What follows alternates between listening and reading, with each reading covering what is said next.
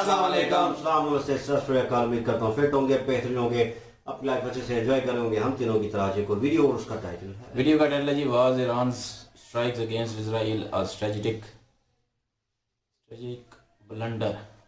उसने किया dialogues with major गोरावारिया की वीडियो है जी। और अभी वीडियो देखते हैं, रिव्यू बाद में देंगे। मेरा नाम है राणा मुदली, मेरे साथ है मोहम्मद समीर खोखर। भाई शटर Iqbal. So guys let's start.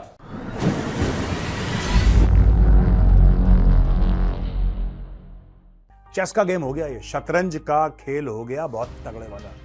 क्योंकि इजराइल ने रियल वॉर सिनेरियो में प्रूव कर दिया कि भाई 99% जो उसकी तरफ हमला हुआ है उसको रोकने की सलाहियत इजराइल रखता है। और दुनिया लगाएगी भारी सैंक्शंस, ईरान की चीखें निकल जाएंगी। क्योंकि यह पहली बार है ईरान ने डायरेक्टली इजराइल के ऊपर एक कन्वेंशनल हमला करा है। अब इजराइल के दोनों हाथ में लड्डू है, लेकिन दोस्तों बात यह है कि इजराइल लड्डू कौन सा खाएगा। जय हिंद दोस्तों, मैं हूं मेजर गौरवारी और आप देख रहे हैं द चाणक्य डायलॉग्स। इस वीडियो को लाइक करिए, हमारे चैनल को सब्सक्राइब करिए, बेल आइकन दबाना बिल्कुल मत भूलिएगा। दोस्तों चेस का गेम हो गया, ये शतरंज का खेल हो गया, बहुत तगड़े वाला। आप देख ही रहे हैं कल से अपनी टेलीविजन पे किस तरीके से ईरान ने दे रॉकेट, दे ड्रोन, दे क्रूज मिसाइल इजराइल के ऊपर। और यही इजराइल चाहता था। दोस्तों आपको पता है, जो दुनिया में एक नैरेटिव चला था कि इजराइल ने इतने लोग मार दिए और इतने इनोसेंट लोग मार दिए और गाजा पट्टी में ये हो गया, गाजा पट्टी में वो हो गया, इजराइल ने एक ऐसी चाल चली है जिसमें ईरान फंस गया है। अब मैं आपको समझाता हूं चाल कैसी है दोस्तों। दमास्कस जो है, दमास्कस में एम्बेसी की बिल्डिंग के अंदर, अपनी खुद की एम्बेसी की बिल्डिंग के अंदर कुछ लोग बैठे थे, जिसमें 2-4 आई थिंक 3 उनके जनरल्स थे, ईरान के सीनियर जनरल्स थे, और बाकी और लोग थे, ईरानी थे, उसमें एक इराकी था, उसमें एक सीरियन था। सब लोग मिलजुल के वहां पे थे, काम अपना कर रहे थे, जो भी कर रहे थे। इजराइल का जहाज आता है, एक मारता है missile, embassy out, general out. Iran के जर्नलों को तीसरे मुल्क में फड़का दिया जाके। अच्छा, ईरान जो है वो एक आइडियोलॉजिकल स्टेट है। ईरानी जो हैं अपने लोगों को दबा के अपने लोगों को दहशत में रखते हैं। ईरान के जो मुल्ले मौलाना हैं वो दहशत से कंट्रोल करते हैं। याद है वो लड़की जिसने हिजाब नहीं पहना था, उसको जान से मार दिया, फिर दूसरी लड़की को जान से मार दिया, कितने लोगों को गायब कर दिया। कहते हैं 150 लोग अभी तक गायब ही हैं, उनकी कोई अकाउंटिंग नहीं है कि जब से उन्होंने प्रोटेस्ट करा था गए कहां, कौन से जेल में पड़े हैं, तहखाने में, ये जमीन के नीचे दफन कर दिया, नोबडी नोस। तो ईरान का जो स्टेट है ना, वो ऐसे ही खौफ, डर, तुम्हें मार डालेंगे, तुम्हारे घर को साफ कर देंगे, इस तरीके से लोगों पे अपने कंट्रोल करता है। यहां पे इजराइल आके ईरान के कॉन्सुलेट पे दमिश्क में सीधा मारता है, मिसाइल खत्म कर देता है सबको। यार ये तो ईरान के लिए बहुत बड़ा चैलेंज। और यहां पे ईरान ने अपने दिमाग का इस्तेमाल करना बंद कर दिया। अभी तक बड़ा चंट बन रहा था, वो बड़ा सुरता बन रहा था ईरान, कि कभी इसके ऊपर अटैक करेंगे हुथियों से, कभी कहेंगे हमास से, कभी कहेंगे हिजबुल्लाह से। इजराइल के छोटे से अटैक जो कि एक बिल्डिंग पे हुआ था, उसने पूरी तरीके से एक्सपोज कर दिया ईरान को, और ईरान सामने आ गया। आप सांप के बिल में जब धुआं डालते हैं ना, तो सांप बाहर निकलता है। थोड़ा सा धुआं डाला इजराइल ने, सांप बाहर आ गया। ईरान ने यह सबसे बड़ी गलती कर दी दोस्तों, जो उसने इजराइल के ऊपर, यह नहीं कि मैं कह रहा कि इजराइल अटैक करेगा नहीं करेगा, वो बात की बात है, वो बात की बात है। आज तक जो दुनिया थी जो इजराइल को कह रही थी कि तुमने इतने लोगों को मार दिया, इतने इनोसेंट लोगों को मार दिया, 2 स्टेट सोल्यूशन, 4 स्टेट सोल्यूशन, ये करना चाहिए, वो सारा मामला पैकअप हो गया डब्बे में। सारा का सारा मामला दोस्तों डब्बे के अंदर पैकअप हो गया। अब दोस्त ये कह रही है कि यार ईरान कैसा मुल्क है यार, यानी कि पहले ईरान की कोई बात नहीं कर रहा था, अभी तक ईरान की कोई बात नहीं कर रहा था, जबकि इन सब के पीछे जो 3 एच हैं, हुथी, हमास, हिजबुल्लाह, जो ये 3 एच हैं, इनके पीछे है कौन? ईरान। लोग इनके बारे में बात कर रहे थे, लोग इजराइल के बारे में बात कर रहे थे, सारे के सारे देश, इनफैक्ट इजराइल के दोस्त तक इजराइल को कह रहे थे यार सीज फायर करो, तुमने अति कर दिया, इतने बंदे मार दिए। इजराइल ने कुछ नहीं करा, हल्का सा धुआं, सांप बाहर। ईरान ने क्या करा यह मैं आपको बताता हूं। ईरान ने तकरीबन 170 ड्रोन, 170 ड्रोन्स, करीब 120 बैलिस्टिक मिसाइल और कम से कम 10 क्रूज मिसाइल इजराइल के ऊपर फायर करें। क्या सब के सब ईरान ने अपनी जमीन के ऊपर से करी? मोस्ट प्रोबेबली नॉट, क्योंकि ईरान के और जगह भी स्ट्रेटेजिक इंटरेस्ट हैं। कुछ ईरान ने अपनी भूमि से करी होगी, कुछ ईरान ने बोला होगा सीरिया से आने दो, कुछ यमन से आने दो, कुछ लेबनान से आने दो, कुछ कहीं से आने दो। लेकिन इतना जो असला है, इतनी मिसाइल हैं, ये इजराइल के ऊपर गिराने के लिए उसने फायर कर दी। बोला कि जाओ भस्म हो जाओ बेटा। इजराइल के 3 टियर एयर डिफेंस है दोस्तों। जो ड्रोन है या लो लेवल का थ्रेट है, उसके लिए इजराइल का जो सिस्टम है उसका नाम है आयरन डोम। भारत में बड़ा मशहूर है, क्योंकि हमने जब से देखा है, जब से आयरन डोम आया है, तो इंडिया में बड़ा एक, जिसको कहते हैं ना, कल्ट फॉलोइंग इसकी हो गई। सब लोग आयरन डोम की बात करते हैं कि साहब आयरन डोम है। आयरन डोम है जो लो लेवल के टारगेट्स हैं, जो ऊपर हेलीकॉप्टर उड़ रहा है या ऊपर से मिसाइल आई, कोई आसपास से आई या कोई ड्रोन उड़ा, उसको टेक डाउन करने के लिए iron dome is the ideal weapon system for air defence. उससे ऊपर आता है उनका डेविड स्लिंग। ये फोटोग्राफ देखिए दोस्तों, ये है डेविड स्लिंग की फोटोग्राफ। ये डेविड स्लिंग और हाई ऑल्टीट्यूड में जाके एंगेज करता है, और थोड़ा सा और हाई ऑल्टीट्यूड में जाके एंगेज करता है टारगेट्स को। अगर फाइटर जेट आ गए या कुछ और आ गए, उनको एंगेज करता है। उसके भी आगे उनकी एरो सीरीज है 1, 2, 3 एरो सीरीज की मिसाइल्स हैं। ये एरो सीरीज की मिसाइल्स जो बिल्कुल आगे जाके आपको किसी को बर्बाद करना हो, तो इसमें तीनों के तीनों एक्टिव हो गए। इसमें आयरन डोम पहले एक्टिव हुआ, जो पास से आ रहे थे। इमीडिएटली बाद एक्टिव हो गया आपका डेविड स्लिंग, और इमीडिएटली बाद आपका एक्टिव हो गए एरो 1, 2, 3। 99% जो ईरान ने भेजा था वहां से कि इजराइल बर्बाद हो जाए, 99% हवा में साफ कर दिया। इनके साथ कौन था शामिल? इनके साथ था अमेरिका, और इनके साथ था यूके। अमेरिका ने भी कई सारी मिसाइल ऊपर से उड़ा दी, कई सारी क्रूज मिसाइल, कई सारी बैलिस्टिक मिसाइल ऊपर से उड़ा दी। यूके ने भी मदद करी। बट ओवरऑल जो फायदा हुआ ईरान के इस अटैक से, वो हुआ इजराइल को। सबसे पहले इजराइल की जो एयर डिफेंस कैपेबिलिटीज, आप धंधे की बात समझिए दोस्तों, ये बड़ी खूबसूरत चीज हुई है जो भी हुई है, बहुत खूबसूरत चीज हुई है। धंधे की बात समझिए। जब भी कोई हथियार खरीदता है ना, वो कहता है यार ये हथियार आपने पहले तो कहीं चला नहीं किसी लड़ाई में, अभी इसका परफॉर्मेंस कैसा होगा हमें तो पता नहीं।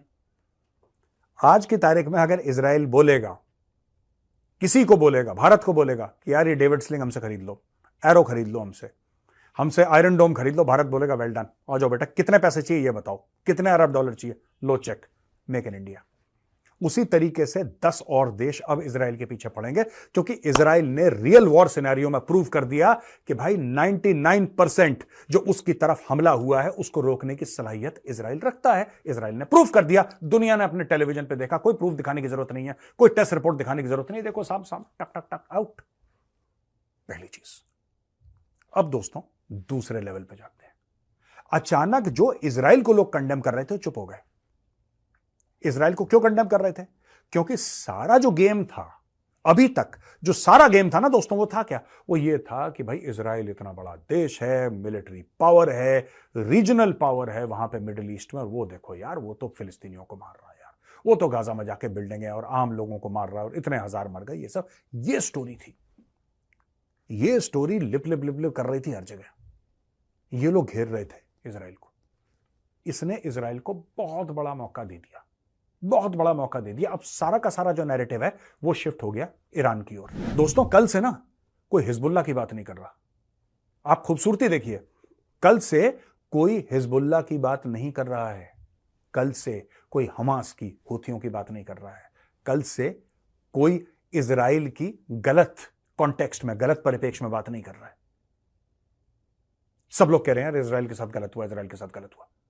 ये देखिए वर्ल्ड लीडर्स, इनके ट्वीट्स देखिए, किस किस ने कंडेम करा है। ये वही लोग थे, देखने से पहले एक और बात बता दूं, यही लोग थे जो कल तक इजराइल को ये बोल रहे थे कि तुम गलत हो, तुम्हें इतने बम नहीं मारने चाहिए गाजा पे, और ये कोई बात होती है, उसने तुम्हारे 1400-1500 मारे, तुमने तो पूरा शहर का शहर उड़ा के रख दिया, ये तुम गलत कर रहे हो, तुम बुरे लोग। यही लोग आज की तारीख में इजराइल के खेमे में खड़े हैं, और यही लोग कह रहे हैं कि ईरान जो है वो गलत है। गेम समझ गए दोस्तों? अब देखिए, इसमें है कि इजराइल की वॉर कैबिनेट ने बोला है कि हम इसका जवाब जरूर देंगे,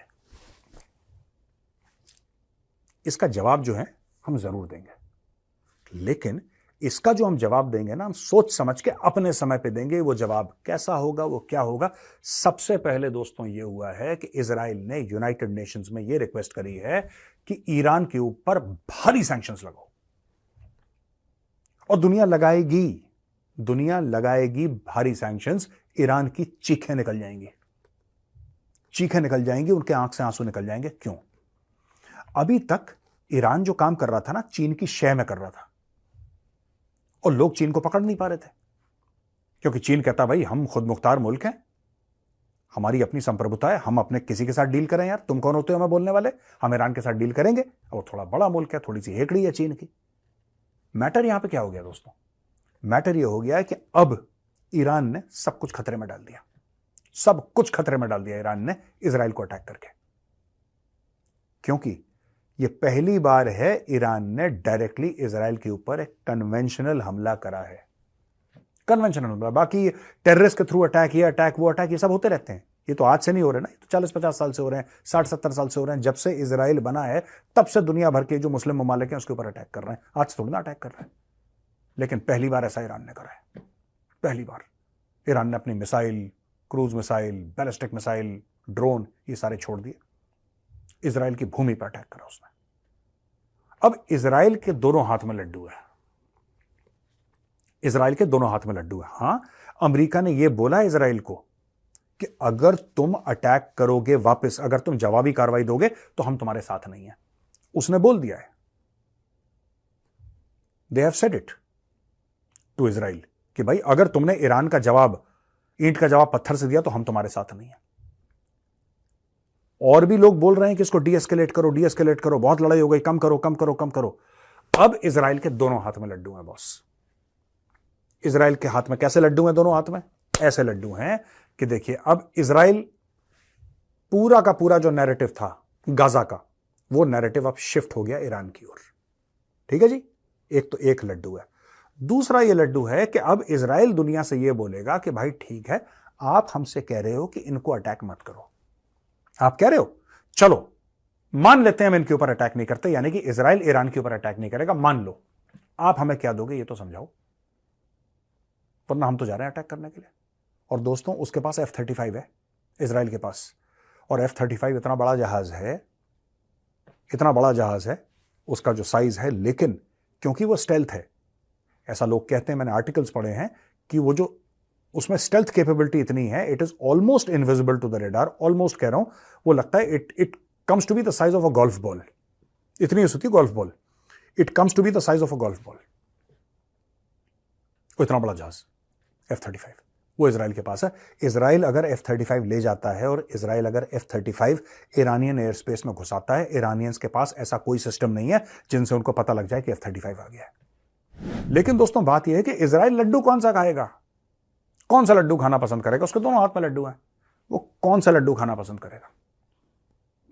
अगर वो दुनिया को इन्वॉल्व करता है, पूरी दुनिया को इन्वॉल्व कर लेता है, क्योंकि अभी पलड़ा जो है, कई महीनों के बाद, अक्टूबर के बाद पहली बार पलड़ा जो है वो इजराइल के हक में भारी पड़ा है। अब इजराइल इस गेम को कैसे खेलेगा, ये देखने वाली बात है। मैं आपको अपना बता दूं, मुझे क्या लगता है इजराइल क्या करेगा।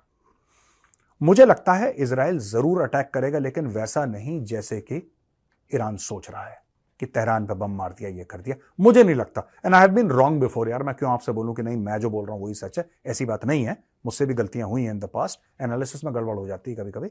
लेकिन मुझे लगता है कि जिस तरीके से इजराइल ने ये पूरा गेम खेला है और जिस चंगुल में फंस गया है, देखिए अगर इजराइल वापस अटैक कर देता है ईरान के ऊपर, तो इजराइल के लोग तो खुश हो जाएंगे, लेकिन फिर यह बात हो जाएगी कि इस्लामिक दुनिया, और एक तरफ यहूदी और क्रिश्चियन, और दूसरी तरफ इस्लामिक दुनिया, और यह लड़ाई कोई लड़ना नहीं चाहता।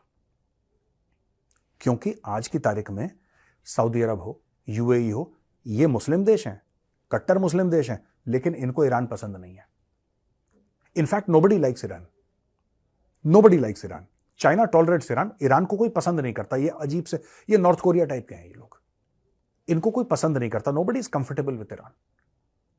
ईरान की भारत के साथ दोस्ती है। भारत ने पता नहीं कैसे क्या करा, भारत ने, जयशंकर साहब ने क्या करा, इनको मैनेज कर लिया अच्छी तरीके से। ये जयशंकर साहब से हाँ हबीबी जो भी इनकी लैंग्वेज में होगा, पर्शियन में बोलते रहते हैं, तो हबीबी तो is an Arabic word. Jaishankar साहब ने इनको मैनेज कर रखा है। जयशंकर साहब एक साइड में गले मिलते हैं ईरान से, एक साइड में गले मिलते हैं इजराइल से। अब इसमें इंडिया का क्या रोल है दोस्तों? ऐसा है कि हमारा चाबहार पोर्ट है जिसमें हमने अरबों डॉलर लगाए हैं, और दोस्तों जो चाबहार पोर्ट है ना वो बहुत जरूरी है नॉर्थ साउथ इकोनॉमिक कॉरिडोर को लेकर। तो भारत ये कभी नहीं चाहेगा कि इस एरिया में कोई भी फसाद हो, क्योंकि भारत की ट्रेड के लिए बड़ा गड़बड़ है। लेकिन मुझे ऐसा लगता है दोस्तों कि इजराइल जो है ना अब गन्ने को मशीन में डालेगा, फिर दोबारा डालेगा, फिर फोल्ड करके डालेगा, फिर घुमा के डालेगा। इस पूरे मैटर में इजराइल पूरा जूस निकालेगा। हां, इजराइल अटैक कर सकता है, लेकिन अगर इजराइल ने अटैक कर दिया ईरान के ऊपर तो इजराइल अपना सारा एडवांटेज खो देगा। आज की तारीख में पहली बार इजराइल के पास मॉरल हाई ग्राउंड है दोस्तों। अब ये देखिए यहां पे क्या इजराइल को रिटेलिएट करना चाहिए? मुझे ऐसा लगता है कि इजराइल को रुकना चाहिए कि दुनिया क्या कह रही है, सबसे पहली बात। और पाकिस्तान का फैक्टर बहुत जरूरी है। अब आप बोलेंगे मेजर साहब तो हर चीज में पाकिस्तान को ले आते हो, हर चीज में पाकिस्तान को। मैं आपको बताता हूं इसमें पाकिस्तान का फैक्टर क्यों इतना जरूरी है। मैंने ये बात बहुत पहले बोली थी दोस्तों, मैंने बात आपको बहुत पहले बोली थी, इसी प्लेटफॉर्म पर बोली थी, आज मैं दोबारा इस प्लेटफॉर्म पर बोल रहा हूं। पाकिस्तान इसमें बहुत इंपॉर्टेंट है। कुछ समय पहले अमेरिका ने पाकिस्तान को $450 मिलियन दिए थे अपने F-16। ठीक ठाक कर लो, सर्विसिंग करवा लो, इसके लिए रॉकेट शॉकेट हार्ड पॉइंट जितने भी हैं सब कुछ खरीद के ये ले लो। $450 मिलियन की एड दी थी यूएस ने पाकिस्तान को। पाकिस्तान ने बखूबी उसका काम करा। उसने तालिबान के ऊपर भी बम गिराए अफगानिस्तान के अंदर, और उसने ईरान के ऊपर भी बम गिराए। यानी कि जो झिझक थी कि इस्लामी ममालिक पे हमला नहीं करना, वो झिझक पाकिस्तान की निकल गई। मुझे ऐसा लगता है कि आगे चल के ये अमेरिकन्स ने पाकिस्तानी फोर्सेस को, आर्म्ड फोर्सेस को एक प्यादा बना के रखा हुआ है कि बेटा तुम हमारे स्लीपर से लो, जब हम तुम्हें बोलेंगे तब तुम एक्टिव हो जाना। मुझे ऐसा लगता है दोस्तों, ये मेरा अनुमान है, हो सकता है गलत हो, लेकिन ये मेरा बड़ा स्ट्रॉन्ग सेंस है, और ये मैं पहले कई बार बोल चुका हूं, बड़ा स्ट्रॉन्ग सेंस है मेरा कि इस पूरे मैटर में, in this entire matter what will happen is, ये लोग जाके चुपचाप से, ठीक है, जिस दिन ज्यादा मैटर हाथ से बाहर निकला और ईरान ने ज्यादा चूं चूं करी, यहां से अमेरिकन जनरल पाकिस्तान को बोलेगा hello hello general Asim Munir. Asim Munir बोलेगा वालेकुम सलाम मालिक, आपकी क्या ख्वाहिश है? वो बोलेगा मेरे जिन, अटैक कर दे तू ईरान पे। पाकिस्तान ने दोस्तों किसी भी बहाने से अटैक करा हो ईरान को, लेकिन सच बात यह है कि पाकिस्तान ने ईरान को अटैक किया है। F-16 एयरक्राफ्ट से अटैक करा है और अमेरिकन की शरण में करा है। आपको नहीं लगता कि अगली बार जब अमेरिकन को जरूरत होगी और वो फोन करेंगे हेलो हेलो, तो बोलेगा जी वालेकुम सलाम, आ रहा है F-16। ये होने वाला है दोस्तों, ये होने वाला है। फिलहाल के लिए जो लोग कह रहे हैं कि तृतीय विश्व युद्ध हो जाएगा, थर्ड वर्ल्ड वॉर, ये सब ये भारतीय मीडिया में ही हो रहा है। Third world war, Indian media को बिलीव मत करिए, ये बात बात पे थर्ड वर्ल्ड वॉर करवा देते हैं।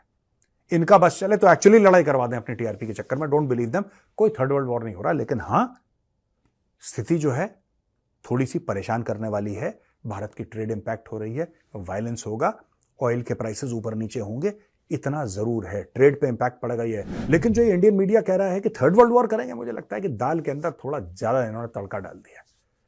दाल ज्यादा होनी चाहिए, तड़का कम होना चाहिए। भारतीय मीडिया क्या करता है कि तड़का ज्यादा होता है, दाल कम होती है इनकी, है ना, मैटर खराब हो जाता है। चलिए तो अब दोस्तों हम आते हैं सवाल और जवाब पर। सवाल है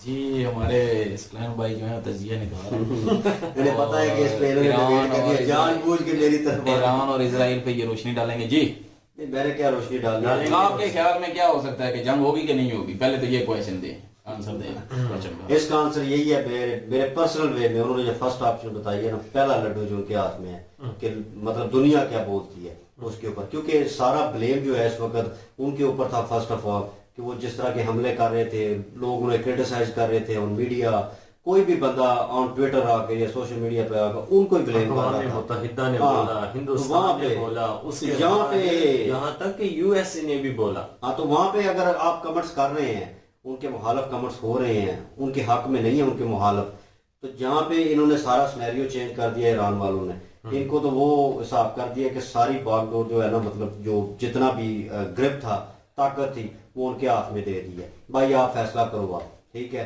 अभी ईरान का इजराइल के हाथ में आ गई गेम सारी कि वो डिसाइड करे। तो मेरे ख्याल में फर्स्ट ऑप्शन होगी। नहीं, मेरे ख्याल में जो है ना, इसराइल जो है वो किसी की नहीं सुनता। वो सुनता है, उसको किसी से कोई परवाह नहीं है, दुनिया क्या सोचती है क्या नहीं कहती, उसको किसी चीज से कोई परवाह नहीं है। सेकंड ऑप्शन वो जरूर करेगा सेकंड ऑप्शन। अक़वाम मुत्तहिदा की इमदाद तक उन्होंने अपनी मर्जी से जाने दी। तो वही तो मैं कह रहा हूँ ना, तो उसने दुनिया की नहीं सुनी, पहले भी नहीं सुनी तो अब भी नहीं सुनेगा, उसको दुनिया से कोई परवाह नहीं। लेकिन ये उनको पता है दुनिया उनकी मुट्ठी में है। उनको डबल ट्रिपल फायदा हो गया इसराइल को। ये हमले से उनको 2-3 फायदे पहुंचे हैं। एक फायदे तो उनकी जो टेक्नोलॉजी है उसमें उन्हें बेनिफिट मिलेगा, क्योंकि वो शो करने में उन्हें मौका मिला और वो शो कर बैठे हैं। अब वो शो हो गया तो जाहिर बात है दुनिया के सामने एक एग्जाम्पल बन गया उनकी टेक्नोलॉजी की कि यार ये तो 100% परफेक्ट है। और दूसरा उनको फायदा ये हुआ है कि जो फिलिस्तीन की मजलूमियत के ऊपर उनके ऊपर नुक्ताचीनी होती थी, उनके ऊपर सवालात उठाए जाते थे, वो सवालात कहीं ना कहीं खत्म हो गए हैं, क्योंकि अब उन्हें बहाना मिल गया है कि वो दुनिया को दिखाएंगे कि हम अपने आप को डिफेंड करने के लिए ये कर रहे हैं। जो भी वो सिनेरियो क्लोज नहीं हो सकता मेरे ख्याल में, नहीं हो सकता, लेकिन उनके पास एक मौका आ गया है। देखे उन्होंने मारे हैं नो डाउट, और जो वीडियो क्लिप्स पड़े हुए हैं और जो चीजें हैं वो हुई हैं। अभी जो ईरान ने हमला किया इजराइल पे, आपने वीडियो क्लिप शायद ये देखे, जो उन्होंने कहा ना कि इतने परसेंट 90% का हमेशा वो आंकड़ा बता रहे हैं, हर कोई बता रहा है कि 99%, मतलब 1% जो है वो गिरे हैं। तो जहाँ पे वो गिरे हैं सेम सिनेरियो वो क्लिप जो है जो इजराइल हमला करता रहा है, ठीक है, उसके क्लिप और जो इजराइल पे हमला हुआ है दोनों क्लिप उन्होंने इकट्ठे लगाए हुए थे और सेम सिनेरियो, चीखों की आवाजें आ रही थी। हाँ, ये मैंने भी वीडियो देखी है, चीखों की आवाजें आ रही थी, भगदड़ मची हुई थी, सेम सिनेरियो चल रहा था। लोग बताना चाह रहे थे कि वही हुआ है जो आप उनके साथ कर रहे थे। तो इट्स मीन्स के लेवल हो गया है, लोग उस नजरिए से भी देख रहे हैं कि हाँ पलड़ा जो है ना वो अभी एक लेवल पे आ गया है।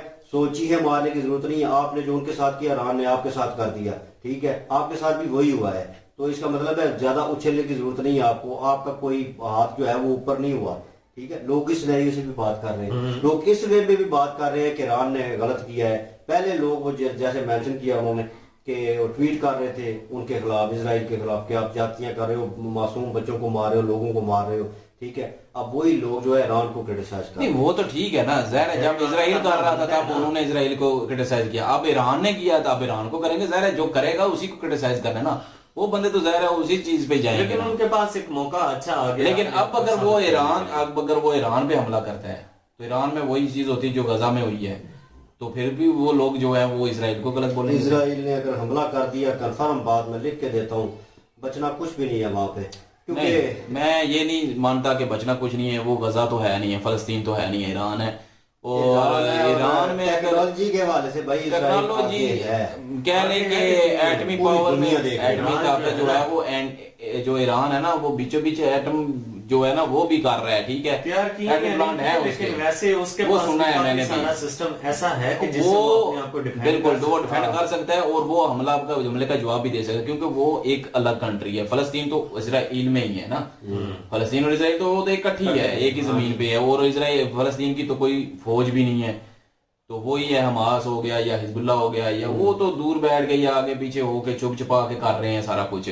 लेकिन ईरान ने तो खुलेआम करना है, फिर जो भी करना है तो ईरान तो आगे से जवाब देगा, और ईरान को पीछे से शह आ जाएगी चाइना की और रशिया की, और उन्होंने तो साथ देना है ईरान का, और ईरान ने फिर जो है वो आगे हथियार भी पहुंच जाएंगे। वो तो कोई इतना मतलब इशू नहीं है, ईरान तो खत्म नहीं होगा, लेकिन ये है कि नुकसान भी हो सकता है। एक मिस्टेक के ऊपर दूसरी मिस्टेक करना बेवकूफी होगी।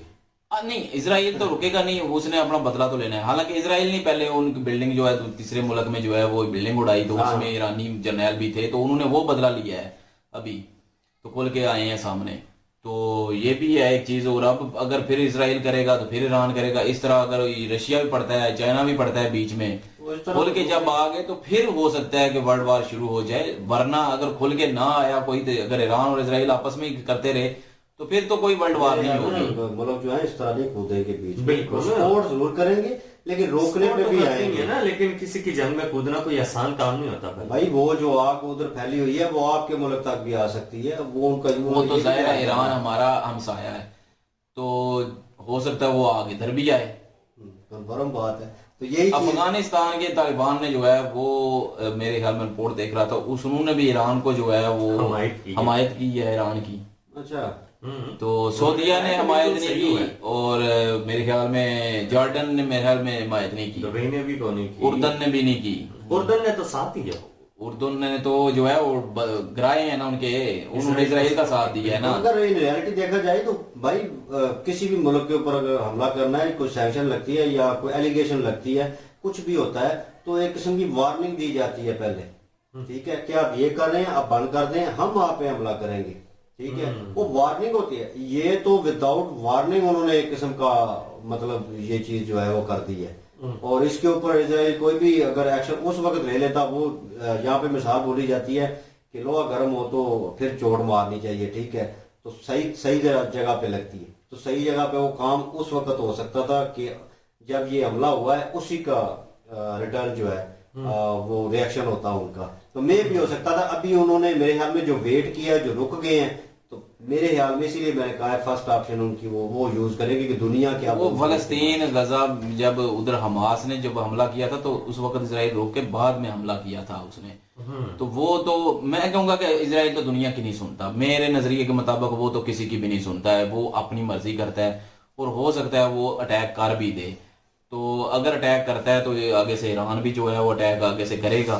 तो बाकी अगर मुल्क बीच में आते हैं, जैसे यूएसए ने भी हाथ खींच लिए कि मैं साथ नहीं दूंगा अगर ईरान पे अटैक करोगे, तो यूएसए भी पीछे हटेगा, फिर मतलब हो सकता है या इन दोनों मुल्कों के आपस में रहे, और उसके बाद हो सकता है इन पे अभी जो है वो सैंक्शन लगवा दे इसराइल, और अगर सैंक्शन लगवा भी दे, पहले भी इन पे सैंक्शन लगे हुए हैं और अभी और लग जाएंगे इन पे। और ये बात है कि ईरान जो है वो उस तरह चीखते नहीं है, ये जो है ना अपना नहीं ये क्या नाम है इनका, नहीं यार जिनकी वीडियो है मेजर साहब जो हैं, मैं कहा जंग की बात हो रही है, मेजर साहब ने तो कहा ना कि वो उनके आंसू भी निकलेंगे, वो चीखेंगे भी। पहले भी उनपे सेक्शन थे, उन्होंने कोई किसी से मदद नहीं ली, उन्होंने कोई किसी से जो है वो, मतलब तुम चाहते हो सेकंड ऑप्शन यूज हो? मैं ये नहीं चाहता, मैं वैसे बता रहा हूँ कि उनको कोई परवाह नहीं है कि सैंक्शन लगेंगे, क्योंकि उन्होंने वो फेस किया है सारा कुछ सैंक्शन वाला। तो अगर उन पे सैंक्शन लगते हैं अगर किसी और मुल्क, तो फिर वो इंडिया के लिए भी वो 4 बार जो है वो भी जो है वो जाती रहेगी यहाँ से, तो वो इंडिया भी ऐसे सैंक्शन नहीं लगवाने देगा। पहली बात तो ये है, छोटी छोटी चीजें तो हैं, और जिस कंट्री का जो है वो इंटरेस्ट है उस ईरान में, तो वो कभी भी सैंक्शन नहीं लगने देगा। ये चीजें तो इसीलिए कह रहा हूँ कि फर्स्ट ऑप्शन यूज होगी भाई, सेकंड ऑप्शन यूज तो इजराइल अगर फायदा लेना चाहता है तो वो अपना पहला जो है ऑप्शन है वो यूज कर सकता है कि दुनिया से फायदा ले सके, अपनी सिंपैथी हासिल कर सके, और वो जो इमेज खराब हुआ है उसको सही कर सके, वो भी कर सकता है। लेकिन मेरे जो ज्यादा जो मुझे जो आते हैं ख्याल, जो मैं समझने की मेरी जो सोच है, उसमें जो है वो इजराइल हो सकता है कि ज्यादा चांस है कि अटैक करेगा, वो अपना बदला इसी तरह लेगा, उसको कोई दुनिया की परवाह नहीं। ये बीच में पॉइंट मेंशन किया वो अपनी जगह पे बिल्कुल ठीक है, लेकिन उसका एक अपोजिट रूप भी है जो उन्होंने मेंशन किया कि टेक्नोलॉजी शो अप हो गई है तो वो जो है वो बिकेगी अब वर्ल्ड वाइड मार्केट में, नो डाउट। वो एक पॉजिटिव पॉइंट भी हो सकता है ना, नेगेटिव वे भी हो सकता है। तो इसी तरह ये तो फिर एक ट्रेडिशनल चीज बन जाएगी कि भाई जो चीजें बिक नहीं रही वो आप चला के किसी भी मुल्क के ऊपर हमला करके आप दिखा दें, ठीक है, भले वो डिफेंस की हो, भले वो अटैक की हो, अटैक करने वाली चीजें हो, तो वो आप जनाब शो ऑफ करेंगे, टेस्ट नहीं करेंगे। तो ये तो यार गलत सिनेरियो है, लेकिन ये है कि इनकी बात कहीं ना कहीं ठीक है कि वो वर्ल्ड मार्केट में मतलब इंटरनेशनल अब उनको सबूत देने की जरूरत नहीं है ना, सबने देख लिया है कि उन्होंने 99% जो है वो तबाह कर दिए हैं, वो तो सबूत है सीधा सीधा। तो काश के जो मेंशन तो नहीं करना चाहिए, फिर वही बात कि पाकिस्तान का नाम बीच में आ जाता है कि वो पाकिस्तान में जो टेस्ट आउट हुआ था तो वो आके अंदर गिर गया था, तो वो भी ब्लास्टिक मिसाइल था मेरे, वो जो मिस हुआ था, मिस फायर हुआ था, टेस्ट हो रहा था। अब वो यहाँ पे टेक्नोलॉजी स्ट्रांग होती, वही ना हमारे पास नहीं है ना, एंटी ब्लास्टिक मिसाइल नहीं है चेक करने के लिए, तो हम जो है वो तबाह नहीं कर पाए। लेकिन ये है कि इजराइल के पास है, हो सकता है चाइना के पास, उसके पास भी हो, ईरान के पास भी हो, लेकिन हमें नहीं पता, हो सकता है ईरान के पास ना हो, ये ईरान के पास के लिए हो सकता है, लेकिन चले क्योंकि उन्होंने कभी अपने हथियार शो नहीं किए। हम लोगों ने और दुनिया ने सिर्फ सुना ही हुआ था ना कि इजराइल की जो डिफेंस सिस्टम है वो बड़ा तगड़ा है, तो उन्होंने आज हमने देख भी लिया है कि वाकई तगड़ा है जी, जो चीज है वो माननी चाहिए जी। इजराइल जो है वो ताकतवर मुल्क है। मेरी ऑप्शन तो फर्स्ट है, इन लोग अली भाई की सेकंड है और समीर की फर्स्ट और सेकंड दोनों। ये न्यूट्रल है। नहीं तो ये तो डाउटफुल है, एक जवाब दो ना, मतलब एक नहीं मेरी सेकंड है। देख लेना, ये सेकंड करेगा कि मुमकिन है कि अपना बदला हमला लेगा। करेगा, मैं भी यही बिल्कुल, सोच रहा हूँ। मेरी फर्स्ट ये जी बात बहरहाल देखते हैं क्या होता है। मैं तो यही चाहता, मैं यही हूँ कि ना हो, मैं चाहता पहले भी यही हूँ। हमने काफी दफा सुना हुआ है और देखा भी हुआ है कि काफी दफा इजराइल ने कंप्रोमाइज बातों बातों में किया, लेकिन प्रैक्टिकली नहीं किया। मैं वही कह रहा हूँ कि हमारी ख्वाहिश यही है कि ना हो, सारा कुछ अमन में रहे, सारे मुल्क जो है सुकून में रहे। अगर लेकिन ये है कि चांस होता है ना, एक चीज देख के भी अगर ये हो जाएगा तो वो सिर्फ बताया, बाकी हमारी ख्वाहिश नहीं है ये समझे कि हम अब अपनी जो है वो एक ये चीज साबित करने के लिए हम दुआएं करनी शुरू कर दें या ख्वाहिशें करनी शुरू कर दें, तो वो ऐसा कुछ नहीं है। मैं तो फिर भी चाहूंगा कि मैं गलत साबित हूँ। चलो जी, लेट्स सी, तबाही ना देखते हैं हो। और होप फॉर अ गुड, जो भी फैसला हो वो अच्छा हो दोनों मुल्कों के लिए, और ये वर्ल्ड वॉर वाली सिचुएशन जो है ना वो ना क्रिएट हो, क्योंकि वो अगर होगी तो बहुत सारे मुल्क इसमें कूदेंगे और फिर पाकिस्तान का तो पहले बेड़ा गर्क हुआ पड़ा है, तो हमने तो अपनी सेफ साइड ये देखनी एक है। समझ ले पूरा खिता ही बीच में आएगा ना। हाँ ना, तो बहरहाल जी नहीं होना चाहिए, जो भी हुआ है गलत हुआ है, और इसको जो है रिजॉल्व होना चाहिए किसी गुड वे में, ना कि इस तरह की जो है सेम सिचुएशन सेम सिनेरियो बने के इजराइल भी ईरान के ऊपर हमला कर दे। और वीडियो इनकी अच्छी थी, डिटेल इनकी अच्छी थी, और इनकी ओरिजिनल वीडियो की लिंक और महाभारत की लिंक डिस्क्रिप्शन में मौजूद होगी, प्लीज जाएं, विजिट करें, चेक करें, सपोर्ट करें। इंशाल्लाह मिलते हैं नेक्स्ट वीडियो में। अपना ख्याल रखिएगा, दुआ में याद रखिएगा, तब तक के लिए अल्लाह हाफिज, पीस।